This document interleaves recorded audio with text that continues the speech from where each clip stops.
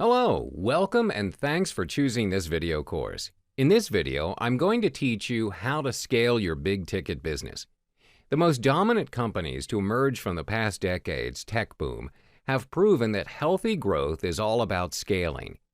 By adopting a scalable business model, these firms have generated huge profits without all the budgetary strains that plague traditional growth models. A replicable system for delivering goods and services allows businesses to increase their customer base without having to increase their overhead at the same pace. By contrast, the traditional growth model has fostered a vicious cycle of inefficiency. A company gains a few new clients, so they hire more people to service those clients, adding costs at nearly the same rate that they're adding revenue. Scalable growth is all about pairing exponential revenue growth with incrementally increasing costs. Software companies offer a strong example. Once the development stage is complete, they can infinitely replicate their end product and sell to the customer at little or no additional cost to the business. In short, the more efficient the mechanism for mass production, the more scalable your company will be. A business leader's desire or need to scale a business shouldn't be entirely based on demand for their product or service. Yes, demand will certainly play a large role in how or when a business decides to scale, but having a competent growth strategy in place from the get-go means that scalability was baked into the company's business plan long before your customer base really started expanding. Scaling effectively means anticipating demand, not reacting to it. If a company acquires 2 or 3 new clients and then realizes it can't fulfill their demands, their scaling efforts are likely too little and too late. Nothing makes scaling more manageable than a simplified business model. By consistently offering a limited, familiar set of commodities to their customers from the onset, companies can deliver those products or services more effectively, allowing for stable, controlled growth. Another key component of successful scaling is to ensure that goods and services are delivered systematically. If someone goes to McDonald's to order a cheeseburger, they can expect an almost identical experience from any McDonald's anywhere on the planet. This is a major achievement in scale. Keep in mind that Ray Kroc conceived of his assembly line-inspired production system long before there was enough demand to warrant 35,000 restaurants.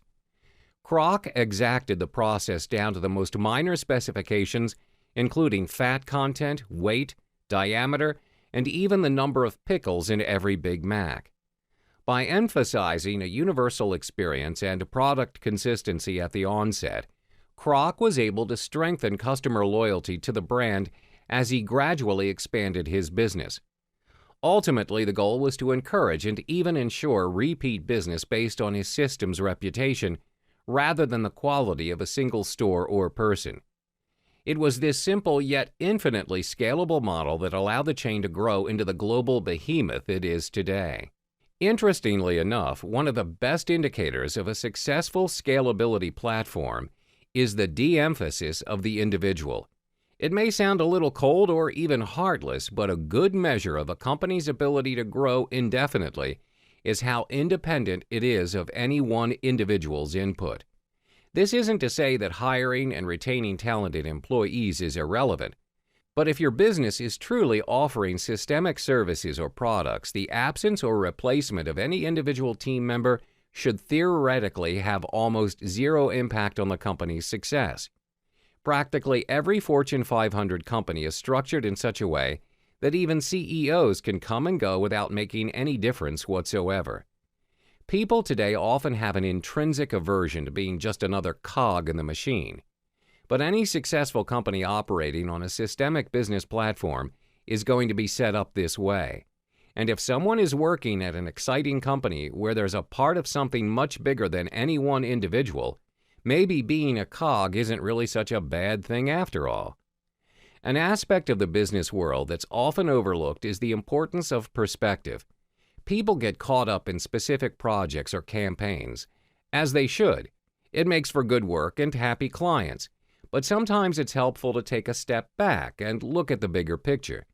Consider, for example, how much a single consulting job moves the needle for a corporation with $48 billion in annual sales.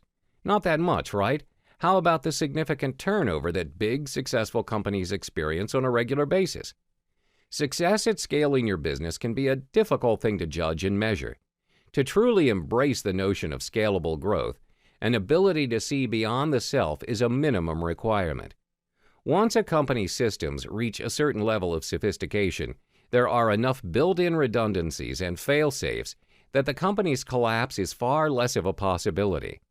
A highly successful business entity can eventually sustain itself regardless of who's in charge.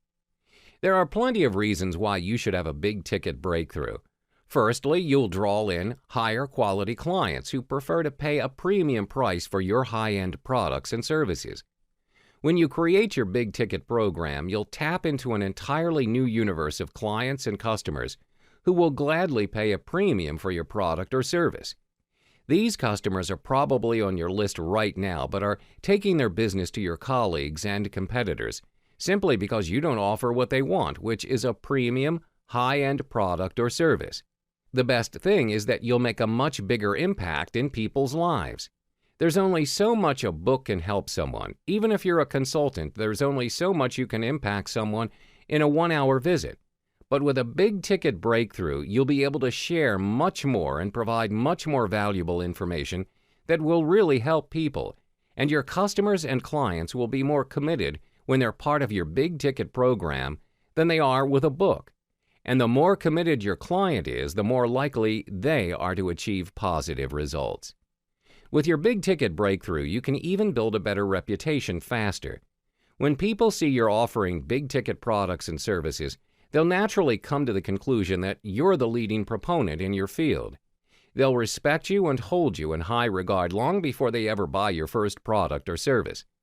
They'll want to be a part of what you're doing. Plus, it's often easier to get publicity when you have a big-ticket program.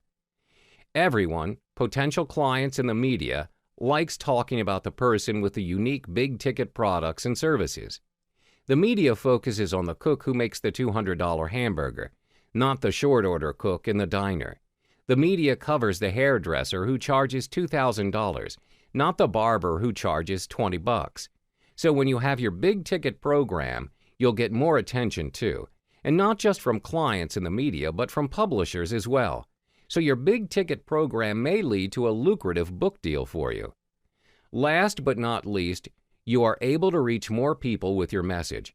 Right now, if you're only offering one product, for example, a book or one service such as consulting, where you're trading hours for dollars, you're limited in who you can market to and how much you can make and how much free time you have. There are people on your list who have done business with you in the past that are waiting for you to offer more.